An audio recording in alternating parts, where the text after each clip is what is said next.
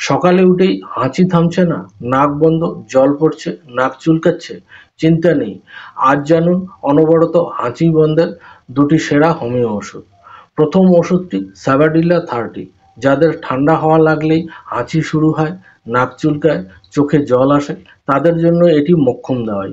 এই ওষুধটি দিনে 3 বার 3 ফোঁটা করে খেতে হবে। আর দ্বিতীয় ওষুধটি হলো আর্সেনিকাম অ্যালবাম 30।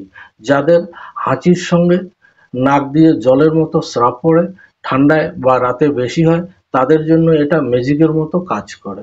এই ওষুধটি দিনে 3 বার 3 ফোঁটা করে খেতে হবে।